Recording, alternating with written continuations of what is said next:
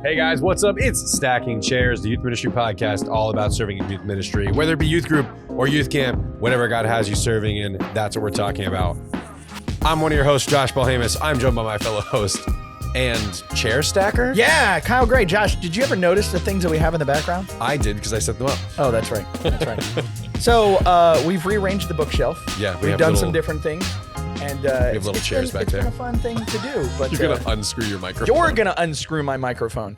Hey, have you ever realized how like most comebacks aren't original in and of themselves? You're Yours just repeating aren't. Back. Yours aren't. I know you are, but what am I? Yeah, See, well, there you go. Hey, ladies and gentlemen, today we are joined by a not a new face, but it's been a while since he's been back. Yeah. It's good to have you back, ladies and gentlemen. We've been back, to be Ethan fair. Warren. No, because we are filming, recording. By the way, Josh, where can we watch these? You can check these out on our fellowship YouTube channel, Word of Life Fellowship on YouTube. And you'll see all the episodes lined up there. This is episode 80 something now. Ethan used to be the assistant camp director and then grew and developed and went on to greener pastures. And now he's a beautiful butterfly. He's a beautiful butterfly. You have spread your wings and you're flying, Ethan.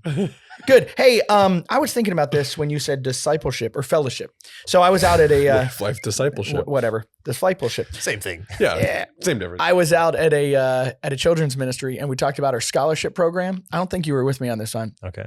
And I was talking about, hey, if you want to get on the scholarship and what you can do through the scholarship, and this little girl in the front row raises her hand. And I said, yeah, sweetie, what do you want? Which is always like daring, like, or whenever you bold, whenever you ask a kid, hey, go ahead and ask whatever question. She says, what do you get to do on the scholarship? And I looked up at her leaders and her leaders were like, oh, and I said, there's a diving board and there's a water slide and there's all things on the scholarship. Yeah. Amen. Yeah. That's funny. Hey, so today we are talking about I'll be honest with you. We kind of prepped a bunch of different things. It's a hodgepodge. And you titled it this. No, just kidding. So I forget. Tell me so that when I listen back through, I'll remember the Remember, title. we had talked about making yourself replaceable. We also talked about what role do you play in the ministry? Yeah. Answering the call. But we talked about answering the call. Yeah, that's the name of it. Sorry, I was getting there. Hey, so I'm sorry. I take it. We're talking about answering the call. Sorry. All right. That's right. I'm ready now. Hey, so this is an interesting situation. We've all been there in times and places where maybe quite possibly what you're asked to do is different than what you're actually doing. Mm-hmm. Or you've realized you've got to figure out some type of plan of succession. Who's coming after you? Who's going to fulfill some of the roles? And let's be honest, I typically find, and I think most of us probably typically find, people to fill the roles of the things that we don't want to do. Mm-hmm. And that doesn't always work out the best. Sometimes we have to be the ones that do the things that nobody else wants to do so that it can get done. I think there's other times where we are convinced we're the only one that can do this role. And then in prep for this and in talking about this, Ethan brought up an idea of what is your spot on the team? There are leaders, there are doers, and finding out which one you are. And so, man, we've got a lot to talk about today. And so thought we'd dive right in. Ethan, you are at a different stage in your position at Word of Life. What are you doing right now? I mean, what aren't you doing right now? So podcast guest. And camp speaker. By the way, we are still in camp. And so if you hear anything go off or anybody knock on the door, it's because we're still in camp. So week 5. Woo. Yeah. It's been a great week. A lot of kids here. It's been fantastic. So work with our operations teams here at Word of Life. And it's a great opportunity to serve behind the scenes, but also still have so much ministry opportunity. Yeah. And so it's very much a people gig and a work gig. Mm-hmm. And so fantastic balance of both. Very challenging, very stretching. And so one of my favorite things to do in my job is to help make sure systems and processes are functioning in a way that blesses people and not in a way that causes stress and anxiety for people. Yeah. Shout out to anybody who's ever worked with a system or a process that's stressful. We've all been there. Yeah. Some of us maybe we're still working through some things like that, right? but in a way that blesses a team and not causes division or pain for a team. And that's one of my favorite things to do, but also to fill gaps. I think one of the things we're called to do as leaders is to fill gaps. We can only pass the buck so far, and you reach a point where you either become willing to do new things and things that are challenging and things maybe you don't even know how to do, or those things might cease to exist or cease to function. And so I think it's one of the callings as a leader is for us to do that even when we don't know what to do. Yeah. And so one of my favorite quotes is, whenever you hear somebody walk into a room say, "We have to do something," it's because they don't know what to do. And I've clung to that, and I've tried to make sure when I walk into the room with my team, I say, "Hey guys, I don't know what to do, but we are going to figure this out. And we are going to do something, but we're going to have to figure this out together. We're going to have to work together." Well, I'm sure you have to build a lot of policy in regards to, like, okay, you have this thing that nobody's doing. You have to fill that gap. But if you're not intentional, I'm sure it's really easy to fill a gap. And then one day, like talking about succession, one day you leave, or, God forbid anything happens and you can't do that thing anymore, or, it just becomes too much. How do you build something like that and not go too far that you end up doing a job that inevitably, when something happens, now you're the gap filler, right? All of a sudden there's this massive hole, and there's all these little holes everywhere else that you used to do. And I think like I was gonna say, when Dwight leaves in the office and all the plants die. Yeah. And they're like, "Why are all the plants dead?" And he's like, "Oh yeah, Dwight used to water them." Well, and I think that's the aspect that I don't think a lot of us plan on. Because again, like we talked about, stepping up to the task or answering the call, however it is you're gonna title this, answering the call. But I think. How many times have you and I talked about, when we were working in camp, that we have these awesome people in ministry that feel that this is their role, and then over time they said, "Oh, I can deal with this. Oh, I can make this better. I'll deal with this." Yeah. And then when they leave, we think all we've got to do is hire this position right here, and then we're sitting here going, why isn't who's watering the plants? Speaking of gap filling in a little bit of history, I don't think you mentioned this. Ethan used to be the assistant camp director. Yes. With you. Yes. Everybody out there knows. You should know, guys. Come on. So how do you? Yeah. So I think there was a lot there. I think as we look at that's what we do. There's I look at it as, you've got leaders within a team. You've got doers within a team. You have a very narrow lane of facilitators within a team. How do I know which one I am? How do I know what I like to call it this way, especially for all of you who are multifaceted. When you were dual enrolled in high school, and then you became dual enrolled in your career as well. Yeah. And you get to do a few other things, right? And so what I like to teach, especially our 20-year-old bracket here, who we ask a lot of, we ask them to lead. And then all of a sudden we invite them in a meeting and we tell them, "Hey, you actually don't get to weigh in on this. Just weigh in on that." And we see a lot of young leaders struggle to know, when do I speak up? When do I listen? Yeah. I'm asked to do multiple things. And so I've always called it the round table principle of, how do I sit at this table? Yeah. And when I walk into a room, I want to know what my role is. When I sit at that table, I look to see who else is at the table, and then I can identify what my role is. And so when someone in leadership above me is at that table, I know my role is to support that leader. Yeah. When they're not there, I know the expectation is that I fill a gap, and that I help be the voice at the table leading, because someone has to do that, right? And so we have to know what our lane is and what our role is at the table. Can you define some of those terms quick? Like you said, facilitator, leader, doer. Yeah. So when you think of the leading aspect, I would say, I'm going to use my own example here. My responsibility is to lead our operational teams here at our Florida facility. We say it this way: we want a frictionless experience for all of our guests. We want to make sure that every camper, every Bible Institute student, every RV park guest, retreat guest, you name it, anyone that comes on our property, we don't want them to experience friction because of our property or because of the room they're in. The sink doesn't work. Maybe something's dirty. We don't want that. We want them to have no distractions so that they can just focus on their relationship with the Lord while they're here, and make sure our counselors are well supported. You've got doers, which this is where it's funny for me. I'm very much filling a doer role right now. We talked about filling gaps as leaders, right? And so I have a set of responsibilities right now that are very much a daily doer role. Yeah. There is no way to delegate it. There is no one left. You have to do it. And that's okay. And sometimes that happens. That's important. And I think as leaders, it grows us, it stretches us, it causes us to know things that we didn't know before. We learn in a great way. And I think honestly, the facilitator lane that I talked about, I think honestly in ministry, facilitator, I say narrow.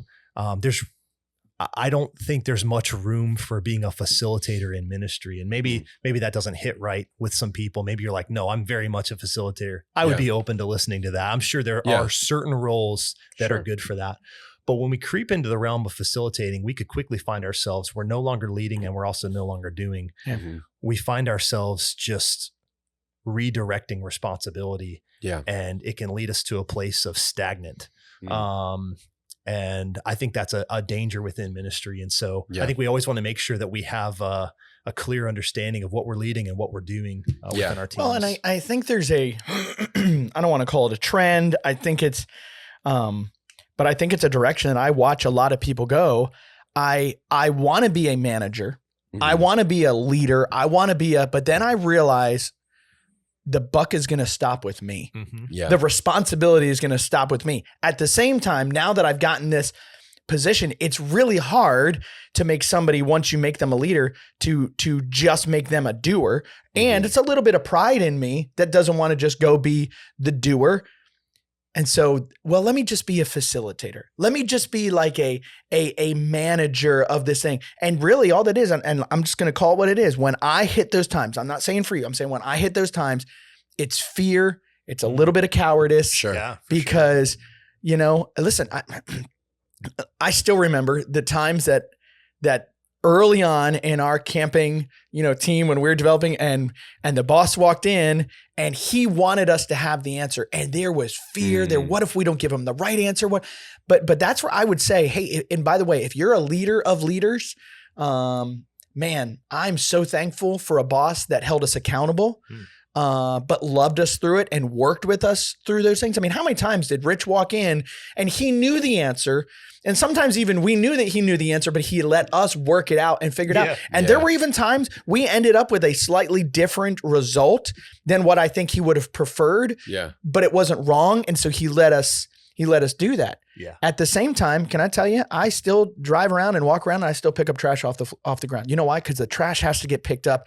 And I know that if I'm going to ask my other people, it's a whole lot easier for me just to go, hey, you need to pick up the trash. Hey, you need to pick up. No, I need to be down there doing those different things. Mm-hmm. Because when it's a trashy campus, I'm just as responsible as everybody else. And it's a great illustration of picking up the trash is leading others to pick up trash. Right. Just standing in the background, telling them all to do it. Yeah. You can quickly find yourself in a place of facilitating. Yeah. Well, that's how Jesus led. I mean, that's his entire thing was, I'm going to come and serve. Do you remember the guy that worked on our team that when I started to get really like focused on like, hey guys, we got to pick up trash. We got to pick trash. And he came to me. I won't say his name. If you listen to this podcast, you know it too. But he said, I just don't look at the ground. I just walk and I walk around like this because if I see the trash on the ground, I feel conviction to pick it up. But like being at a Word of Life camp and also just growing up, this is how my dad taught us too. And I think there's sometimes I'll walk and like I'll see trash on the ground out in public and I'll be like, I should pick that up.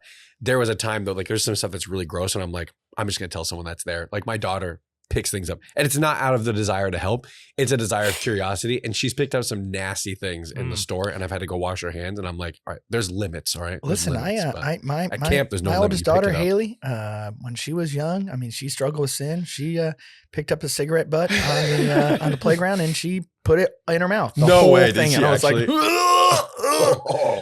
hey, Ethan, let me ask this question. Gross. And Josh, I think you can speak into this one as well. Thank you.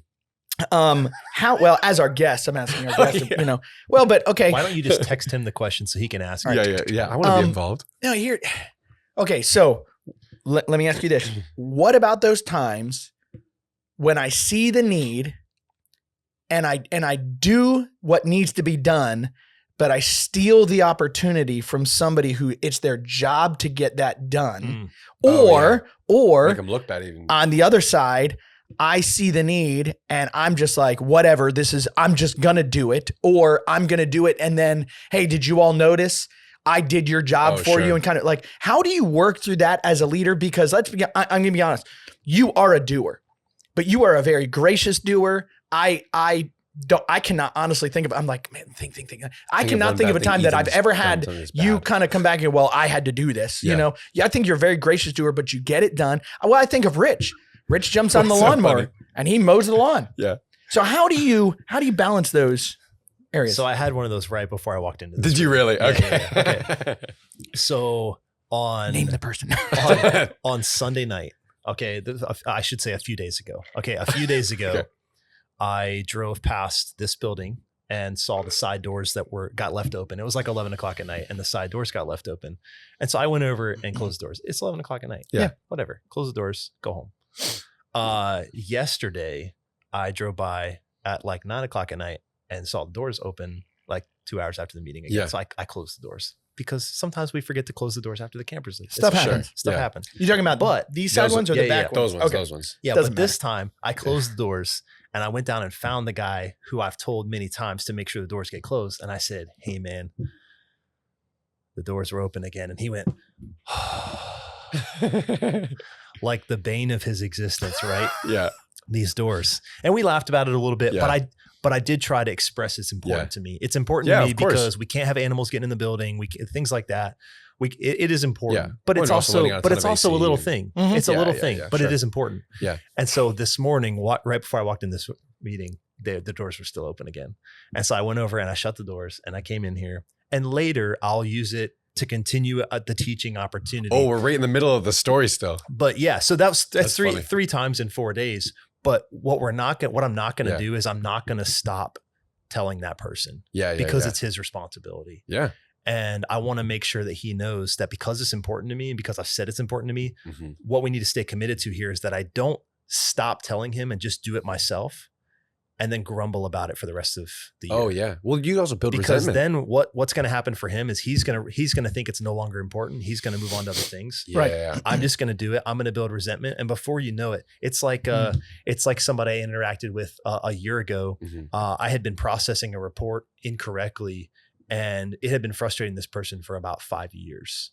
And I was like, I didn't know. I could have changed that. Yeah. And so I changed it. And that helped that interaction. I was like, wow, like we got to be careful not to do that to each other where we just go, you know what? I've told this person 3 times.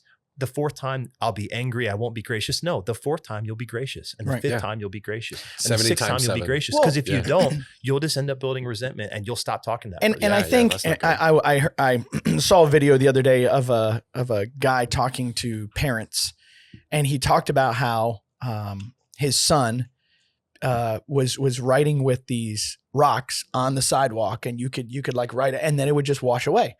And he said my I think his son was 3 or 5 or something like that.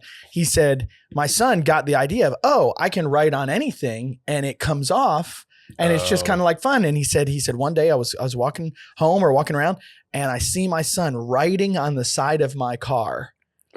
And drawing a picture with one of these white rocks. And he said, everything in me was like, no. And he said, but I got up there. He said, and I breathed, which I think is really important. Taking a breath, yeah. He said, and I looked at my son and I said, hey, this is beautiful. Thank you so much. Here's what I'm going to do. I'm going to put your initials right here. He said, I then sat with my son and I said, hey, you can't do this. Yeah. He said, but a lot of times we punish for mistakes instead of teaching in their times. And I sat there and I watched this video and I look over at my wife and I said, I am such a horrible parent because honestly, the easiest thing is just to pounce on the mistake. But I sat there and I thought, and as you were talking, I thought, man, how many times do I do that with my people? Do I pounce on? Sometimes they make a mistake, even if they knew it still was a mistake, but then helping them through that. I think of this guy, and I think I know who you're talking about, but I think of this guy. This guy can be very detail oriented. He just needs to build this in part of his schedule of his details to figure out, hey, this is where I'm missing. We're going to have him on the episode next week and talk about this. Yeah. And so Josh, we've been trying to talk to you about leaving. I actually closed the doors the other day too. Well, but I think again, you're not alone. But again, how many times do we want people to be gracious with us? Yeah. And I'm going to be honest, I'll go back to the thing before. The lazy answer And the coward answer is to yell. Sure. Well, I think I personally, at least the way I parent, maybe I'm bad too. I find that balance of like, hey, you're also going to get a punishment because you've been told not to do this, but then you're also going to get a teaching moment simultaneously. Like every time my daughter gets like a punishment, there's both together. Yeah, but here's the problem. And I agree with you on that 100%. Yeah. Here's the problem. This guy's not his kid. Well, yeah, no. All right. Like you can't. How I teach my 3-year-old is different than how I teach the 30-year-old or however old this person is. Like, well, it's different. Okay, here's my question. And Ethan, this is something that you and I face, and I think this is something that a lot of our viewers and our listeners face. You and I walked into a system where people loved the system that they had. People loved the way that they did some different things. I don't know if you remember the time that you and I would talk about rearranging. We would have those ministry team meetings and we would talk about doing something different. And it was, well, but this is the way that we do it. Yeah, but this is the way. Remember the funeral service I had? You guys have all heard this story. This is the service. Yeah. This is the service for the way that we've always done things. Yeah. It's dead. It's dead. It's gone. You want to give a eulogy? Hey, Stacking Chairs audience. Can we take a moment to just talk about how there's not enough hours in the day for everything on your plate? I know for me, things can get pretty hectic. Between crafting sermons, planning small groups, keeping parents updated, and maybe even setting up chairs, it's easy to feel overwhelmed. What if you could reclaim some of that time? Word of Life Youth Ministries wants to help by offering you a free youth group series that's designed to save you time and deepen your connection with your students. Each lesson is ready to go with detailed teaching notes, small group guides, and discussion starters. The Parent Connect feature keeps parents engaged without you lifting a finger. Also, don't forget about the Multiply app. It brings everything together, allowing you to track your students' spiritual journeys and reward their growth. Imagine having more time to attend your students' games, grab a coffee, or just be available when they need to talk to someone. This isn't just about saving time. It's about making a lasting impact for the kingdom. Visit the link in the show notes and download your free youth group series today. Your students and your future self will thank you. How do you work with people, helping them that they don't want to change because they frankly, they found this is the way they do it. And it's maybe it's not as effective, but it gets the job done. It accomplishes it. So how do you help people to let go of a traditional system, and how do you help them at the same time not just hate the new system because even if it gets the job done better and more efficient, it's not the way that we do. Like, so that's my question number one, and then I got a follow-up one for this. But go ahead. Okay, so let's start with this one. This is great for you and for I, because I said that really strange, didn't I? No, it's you and for me. Technically, you and for me. Yeah, because it's for me and for you. This is great. Yeah, that works too.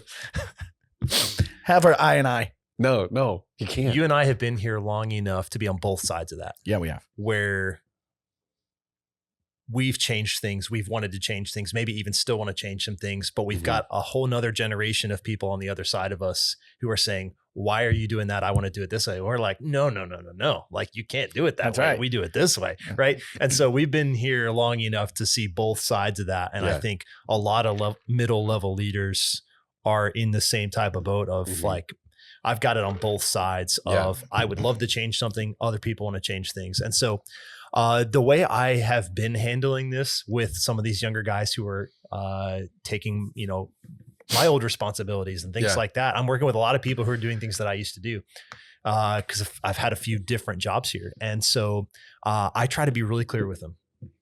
Hey, this is the lane of things that we do because it's right. Yeah. These are the systems that we do this way because if we don't do it this way, it's illegal. Or it affects taxes, or if we don't do it, we are not compliant with the Department of Health. Like these are the boundaries of things none of us get to decide. Yeah. These are the things that are law. It's decided for us. Yeah. You can say anything you want to say, but you can't change these things. And it has nothing to do with you. But then here's these whole other lane of things over here that this is the way I did these things. And this is why I did them. And I remember letting somebody change something. I'm like, if you want to change that, you change it. Like, it's okay. Yeah. I'm just going to tell you, if you change it, there's a chance this is going to happen. Yeah. And sometimes that happens. Yeah. In this situation, it did. Okay. Yeah. And that's okay because you get to say, I told you so. I did the same thing. I did the same thing where I was laughing with Rich the other day. We were writing back and forth. I said, I said, I really wanted to try something. And he's like, I don't know. And I wrote him back. I'm like, no, boss, come on. I really want to do this. And he's like, I don't know. And I finally wrote him back and I said, if the whole thing falls apart, I'll give you the great opportunity to look at me and say, I told you so. And he wrote me back and said, I won't even do that, smiley face. I trust you. And I'm like, all right. So cool. we'll try it. It might not work, but that's okay. Oh, so you're still in the middle of it. We're still in the middle of it. We'll find out. This is the second thing that we've caught him in the middle of. Okay. Tune in next week to find out. Hey, does Ethan fall? Learning in real time with Ethan Warren. Hey, we were going to have Ethan on the podcast. He got fired. He's not here. It did not work out. It didn't work out. He didn't even say I told you so. So, just fired him. So this is the way we've always done it. And I told you so are our guests today. Well, sorry. Go ahead. No. And with that whole idea of like being a leader, you also got to be careful because you look at something and say, I would change it. You get put in a position of leadership and you're just like immediately like, okay, I'm going to change everything. And I dealt with that recently. I had someone come in who didn't understand an entire situation and was like, okay, we're going to do this thing. And I'm like, okay, but if you had considered and talked to these people, you would have realized how much bigger this thing is that you're doing is, and you just wasted a ton of time. And here's the thing, I'm in a position of here, like they're here, I'm here, but I've been here longer. And so there's that like, okay, how do you help that person understand? And so I still have yet to like talk to that person, but I'm like waiting to like figure out a way, how do I help them understand this without being disrespectful? That's that's my in the middle of, and it's such a frustrating place to be too. And let me say this, and for those of you out there that are leaders of leaders, or in any type of leadership position, or even anyone in a doer position, there are multiple times where if we would just sit down and have a conversation, and at the same time, sometimes you don't need another meeting to sit down and have a conversation. You just need to get the job done. But let me say this, if you are in a spot where somebody above you is not letting you do it the way that you want to do it, breathe, it's going to be okay. It's going to be okay. All right.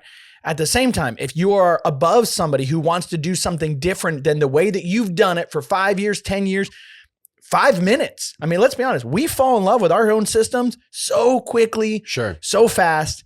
And I think the harder times for me are the times when somebody else does it in a different way and does it better than me. I'm actually okay. I'm okay with somebody doing it my way, doing it better than me, because I can still have that little prideful moment of, hey, yep, my way still works. And so if you're somebody that's over people that want to do things different, why don't you walk it with them? And hey, leader, because I know this is my evil, wicked heart too. There are some of you out there, you've waited with a little bit of sadistic glee for when it would fall apart, even in the middle, and you pounced on it. You got to let them finish. You sometimes got to let them get to the other side. And you're like, but it's going to get done wrong. Maybe. You learned way more by your mistakes than by your successes. And it's okay. So Ethan, that brings me up to my follow-up question, which is whether it's people that are in love with their system, or maybe it's me who's in love with my system, or it's a leader that has people that are pushing up, on either side.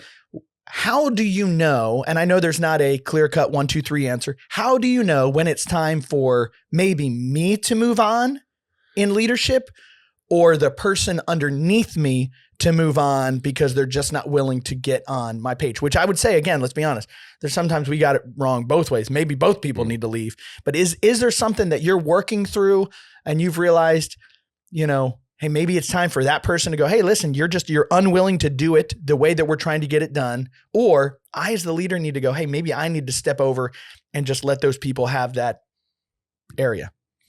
Yeah, I think this is an area I actually enjoy. I really enjoy watching people outrun me on things.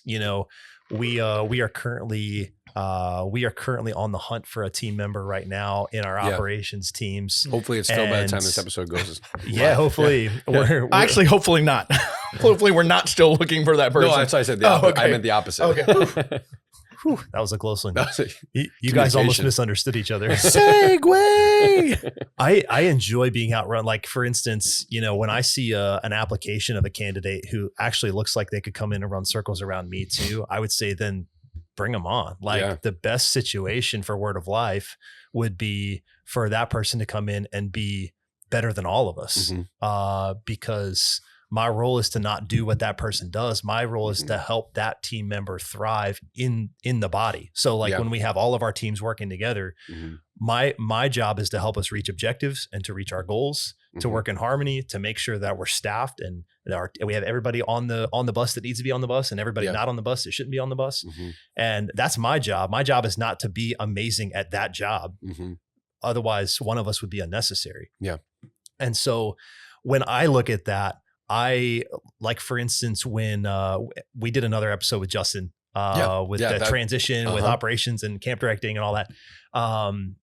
I love watching guys outrun me in areas where I struggled because, man, that's like fantastic news for the ministry. That's fantastic news for us as a whole team. Yeah. And ultimately, that's where I find myself most of the time is I'm very focused on the team aspect. If you can't be a part of a team, you might be the best in your industry, but I probably don't want you on my team. Yeah. Because if we're not working as a team and we're not working in unison together and assuming the best of each other, then it's really challenging to thrive in the culture that we have here. Yeah. And so how do you know? I think the movie Cars says it best. How do you know when it's time to quit? The kids will tell you. And I think when you have those younger leaders that are just constantly butting up against you and they're ready, you'll know. And you'll know because you were there once too, probably, but you'll know. And I think it's a very narrow window. I think too many places have missed it. And I think this generation of 20 to 35-year-olds that are hopping jobs every 5 years or every 2 years, I think is a partial result of they were ready for the next step, but they were told there's no seat on the bus. And so they went somewhere else. And so I think a lot of it revolves around planning.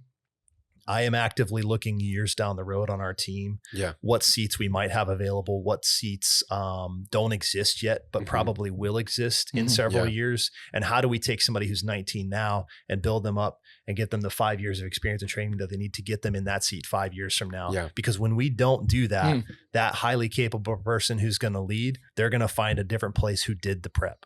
Yeah. If we're not ready for them, they'll leave. Yeah. And so we have to be careful with that. But as leaders, it's so hard. I think it does kind of tie into the one aspect of this podcast that we wanted to talk about, which is how do you make yourself replaceable? Yeah. And golly, that's so hard. How do you leave yourself in a position where your team will be better when you're gone than when you were there? Well, does an organization have to prepare for that a little bit too? Like, all right, for example, you're 32. You're a couple years older than me. You are not in the space yet where you're going to be retiring for another 35 years, give or take. Right. Which the retirement age is probably going to go up by then. And that's a whole mess too, but 73. Wow. We've in politics. We're going to get into politics here. No, no, you probably have 35 years or more left in your arsenal, ready to pounce and do your thing. You're not going to be leaving anytime soon. The person who's 3 years younger than you, you're like building up, they might not have anywhere to go next. Is there something the organization has to do to adapt to that 3 to 5 year lifestyle of a job switching around and say like, hey, you're at the top of where you're going to go. We really like having you here. There's nowhere else for you to go. And then they need to leave. Yeah, there's a few aspects of that. We have a lane of young staff that we're doing that with. We're helping them with things like education, some specific training. Pretty clear with them that if there's a seat here, great. If not, we're going to help them get to a seat where they can thrive and somewhere else. We're very connected as an organization and we're blessed that way. And so I love the fact that I think we do right by a lot of our young staff. Absolutely. We tell them, this wasn't a gotcha moment for you, but if we don't have a spot for you, we want to help launch you into whatever place or church you can have a spot in. But just to reference what you just initially said of, hey, I'm 32, I got quite a few years left. Yeah. I'm not really sure how you wanted me to answer that, but if I were to answer it this way, however you want. I'm not worried about reaching a point where I've made myself so replaceable that I'm not necessary in that. Sure. Hey, you know what? Why is Ethan even here? You might as well just leave, right? Yeah. Because if I've done that, I've done the thing that most leaders never have been able to do. Yeah. And to make yourself unessential to the process, and that when you're there, the team is blessed. When you're there, the team is better. But when you're not there, the team functions at the same level. And so that's an area where it's a struggle across the board, no matter where you're at. And I haven't figured it out. I'm just saying that's a goal that I do have, because I think that does trickle down. Yeah. And it's not to say that it makes it so that you don't have any work to do. That's not the case. Yeah, no. But it does allow you to focus on big things. It allows you to focus on broken things. It allows you to focus on people. Yeah. It allows you to focus on team culture and team care. Yeah. It allows you to focus on strategic planning and staff development. All of those things that can only happen if you've worked yourself to a place of being non-essential to the daily flow of how things run. Yeah. Because if you are saturated in the daily flow, you will wake up one day and realize that you're out of time and you don't have any time to implement this. Yeah. That's actually what one of my clients, which you guys listening, it's not a secret that I do another thing. I work with clients and I have another business that I run. One of my clients, they're working through that right now of like, okay, can we get you more involved on a contract level, because this person needs more space so that this person can have more space, because they want to do higher level things and they're getting bogged down in the day to day. And so they're actually building right now on a foundation of, okay, if we work with you in this regard, we need you to take on all of this stuff so that our internal team can handle this stuff. And they're doing the same thing you're talking about. And when I first heard it, I was like, well, I mean, that's kind of like, do you guys really want to partition this out to an outside hire, or not outside hire, outside contractor? And they're like, yeah, like this is an area where, because we want to do this, like this is our mission and our goal. Well, and I think it's tough. And most of the people that we're talking to, most of the people that we're interacting with are in a church world where, you might do an event, you might do something at your church, or a new community may move into your area. And so you have this massive influx of people. Our church right now has an entire neighborhood being built next door. Right. And so hopefully you're going to have this influx of people, right? Hopefully you're going to grow, which is going to cause you as the leader to have to go, okay, I'm going to have to do ministry differently, which may mean you can't be the person that always does these different tasks. I'm sitting there thinking and listening through as Ethan's talking and going, this is where I know Rich always says to me, hey, you don't have to be the guy that always gets up and opens every meeting and that closes every meeting. And the problem is I really enjoy opening and closing the meetings, but making sure that I'm handing those things off, because then that allows me to go not only to watch that person do, but to go, okay, let me step over here. Let me help facilitate this, this area, or even just look in on this area. Well, Rich has worked a long time to get to that spot too. And the principle of your presence is so well, and even through different things that Rich does. I know he's trying to make himself available and makes himself available to be around and available to, and unfortunately you can't be omnipresent. And so again, as things continue to increase and to grow, sometimes you've got to grow somebody else to help you be that presence. And again, we can kind of continue to go back into the realm of, but what happens when they do it differently than you would do it? Or as generations develop, that thing that was so vitally important to you isn't so vitally important to that next generation. Yeah. And so it's just a tough thing, but I think that's where our high calling comes from, of understanding our people more than our people understanding us. Yeah. And what I want to get done. There's a video of a pastor that kind of goes off and he's like, well, if you knew my heartbeat, you would do the things the way I would want you to do them. No. I mean, I get that. Sure. Yes. And at the same time, no. Yeah. As the leader, you're the one directing, but at the same time, if you don't care for your people and if you don't know what's going on with them, and it's a very fine line. But. Yeah. Well, I was going to ask a question. I don't mean to draw it out. I know you have something coming up, Ethan. So this might be the last question. I don't know. But how do you be intentional about staying away from mission drift while also giving people space to do new things? Because someone comes up and says, well, I think we should do this, this, and this. And maybe it's policy, but maybe it's also like, hey, I remember one time I came to you and asked, this was 4 years ago. I was in a different position entirely. And I said, Ethan, New York is doing, I was like, Ethan, New York is doing, they're doing a video game ministry. We could be a part of that in some way. And I was like, we should do that. And you're like, all right, write up a proposal. I wrote up a proposal and you're like, no, just doesn't fit like what we're doing right now. And now, a year ago or so. Now we have the trailer with the video game ministry thing. Yep. But it's all about timing. And so there was mission drift. You saw that. And like, there was an idea that I pitched. I wasn't married to it. I was like, what do you think? And you're like, no. I'm like, okay, cool. And I went back to, I think I was driving vans at that point as one of the many different facets I was doing at that time. What did you know about video games? Yeah. That post-COVID initial. Yeah. Well, then when COVID, then I ended up, I was doing like 3 different things here at one point, trying to figure out the IM stuff. And now I'm just with IM, and praise the Lord for it. International and I love ministries. what I do there. Yeah. I work with our international team. You guys know that. But yeah, that was one of those moments where it was like, there was a potential of mission drift, and you saw it and you're like, this doesn't fit what we have. Like, how do you have that foresight, or is it just kind of a gut reaction? I think it depends on the situation, depends on the day, honestly. Depends on what you had for breakfast. Yeah. It can depend on a lot of things. Did you have your Wheaties today? Yeah. Yeah, seriously. I think in that moment, I think what we've seen at Land is we've seen part of that idea and part of another idea that ended up coming together and having one idea there, which was it was really the whole Intersect trailer. Yeah. That whole concept from back in the day. So there's a lot of that was one piece of those ideas that came together because yes, the video gaming portion is is part of it, but there's other activities within that trailer. That's true. And that functions as a whole unit. And so, I think, you could call that mission drift.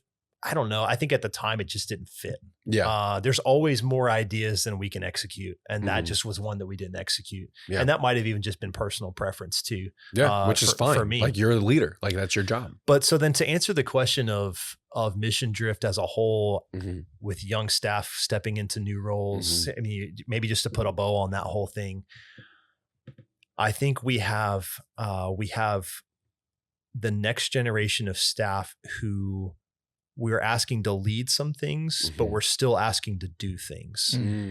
And there's a danger, and we all have this tendency, there's a danger to simplify our life by taking the things that we're being asked to do and convert that into facilitating them and trying to figure out how to get other people to do them. Yeah. In a way that before you know it, you're not responsible for doing anything anymore, but you're also not responsible for leading very much. You find yourself leading a little bit and facilitating a lot, and you find yourself frustrated, and people around you are frustrated, and you're getting jammed up, and things aren't going the way that you wanted them to go. And it's because it wasn't designed to go that way. Yeah. And that's where you have to stay within the mission that your leaders have called you to be, which is, I want you to lead this because you're a young leader, you're a great leader, but you're new and you don't know what you're doing yet. Yeah. And so you're going to lead this thing, this lane. Yeah. And you're going to do all the rest of this over here because this is still your job, but you're going to lead this. Yeah. And I think that ties that whole thing back together of knowing what seat you're at the table when I walk into the room, because the majority of ministry leaders are middle-level leaders. Yeah. The majority. There's very few senior level ministry leaders out there. The majority of the entire organization is being run by middle level leaders, your middle management, who have to lead some things and do some things. And that's okay. And that's a beautiful thing. It's a great thing. I feel like you would hate a job where you were just telling people what to do. I feel like you have to be a doer. Right. Or is it just this stage of your life you feel like that? I spend very little time telling people what to do. Yeah. I'm trying to figure out how to hit that carefully. Like, I spend very little time saying, hey, I need you to do this. Yeah. We need to spend our time as leaders on the things that we're leading with our teams. We have to create buy-in. We have to have a very clear vision and very clear goal of where we're trying to go. Yeah. And when you break down how to get to that goal, if my team hasn't already figured out what they need to do to get to that goal, then I'm not doing something right. Yeah. And so, yes, I'll lay out things that we need to do, but the culture of our team is so good. And this is not attributed to me. I have not been in the job long enough to say that. I inherited an excellent culture. Yeah. And there's so many people on the team that serve so well that you don't have to say, hey, go do this. That's not the way we roll. I hope that answers the question. Yeah. Well, and I think, again, that goes back to, we have regular times, consistent, scheduled, regular times where we get these different teams together and we walk through. We think ahead, and then we assess. Okay, hey, how'd that go? Every Wednesday we have a managers meeting that all of us get together and we talk through. And Ethan the other day was like, man, hey, because of camp, I wasn't able to be at some different ones and because of schedule. And so Ethan's response was, okay, how can we reschedule that? Because Kyle, as a manager, you have to be there at that thing so we can make sure that all these cogs and parts are all working together really, really well. Because when my aspect isn't there, I got those people that report to me that sometimes are on other teams that are around that table. And it's one of those things of all of us kind of coming together. And I know I sound like a broken record, but coming back to those planning meetings and those team meetings. Well, and I'll honestly say, and Ethan has watched me kind of grow and develop in ministry. I cannot stand meetings. I cannot stand planning meetings. I can't stand those different things. But if we don't have them, we're not going to be able to figure out, okay, who's doing what. And that allows us at that table to go, hey, I'm going to own this. Even as the guy in charge, I'm going to own this aspect. And we talk about what needs to get done and that delegating. And there are some times we assess and we realize, all right, nobody wants to do this job, but it's got to get done. And there's sometimes we realize, okay, we need to look down the road to hire somebody to put them in that spot. I've got a couple guys on my team that we get together with when we have our meetings that don't think the way that I think, but I need them. I need them on my team because I need to understand how to think in a better or in a different way that sometimes is a better way. Good. So, all right, man. Well, I think that wraps it up for us. I know Ethan's got meetings to go to. He's an important man. He is. He's operations director. Is that your full title? Operations director? Director of operations. Yeah. Okay. Got me. Actually, I prefer to say. No, you have to say it that way because its acronym is DO. Of Director of Operations. Director of Operations. Do. Dr. Do More instead of Do Little. That works. Yeah. Yeah. All right. This has been Stacking Chairs. Guys, check us out on social media. You can see us on Stacking Chairs Pod everywhere. Instagram, Facebook. Check us out on stackingchairspod.wol.org. Man, it's been a while since I said that. It has, but Josh, listen, you can like, you can subscribe, you can share, listen, comment. We would love to know what's going on in your realm and how this has been a blessing to you and an encouragement to you. We would love to talk about the things that are in your world that you want us to talk about. Yeah. Ethan, thank you so much for being on here. Thank you. And just remember, stack those chairs!